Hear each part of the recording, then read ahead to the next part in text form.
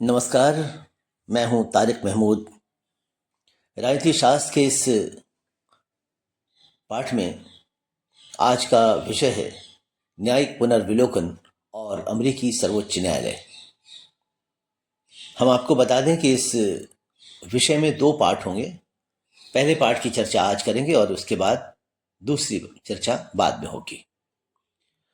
और आपसे अनुरोध है कि अगर आपने इसे सब्सक्राइब नहीं किया है तो प्लीज़ कर दें और अपने विचार ज़रूर बताएं। अमेरिकी सर्वोच्च न्यायालय विश्व का सर्वाधिक शक्तिशाली न्यायालयों में से एक है।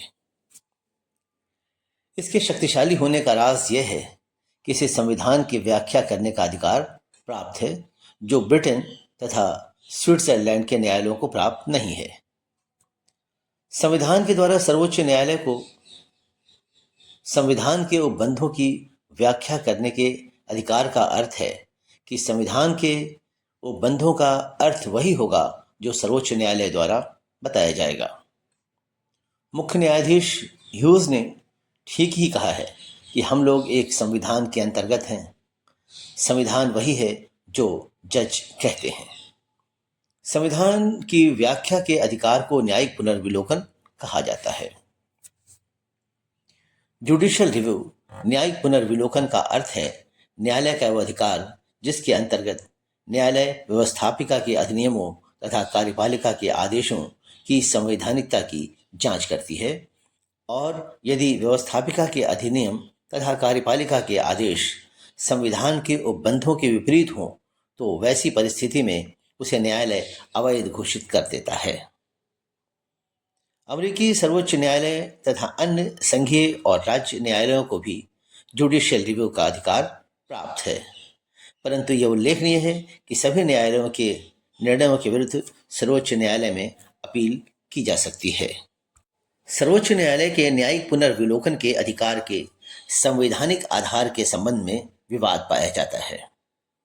कुछ लेखकों का मानना है कि संविधान में इसके लिए कोई स्पष्ट व्यवस्था नहीं की गई है,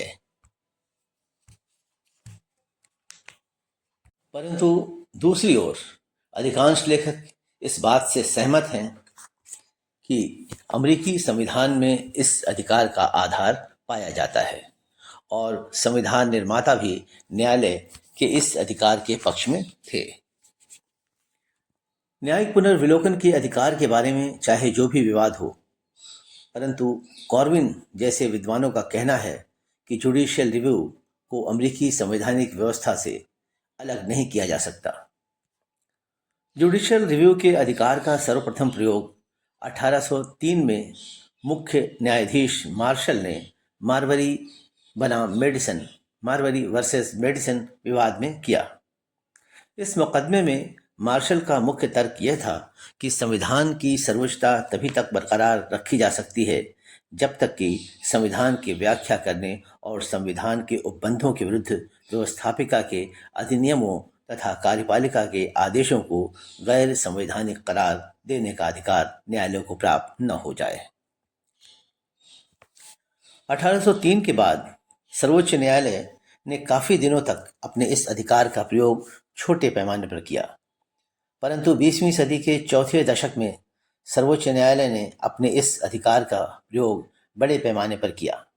आर्थिक संकट से निपटने के लिए रूजवेल्ट प्रशासन तथा कांग्रेस विभिन्न कदम उठा रही थी, परंतु सर्वोच्च न्यायालय उन कदमों को गैर संवैधानिक करार देकर प्रभावहीन कर देता था।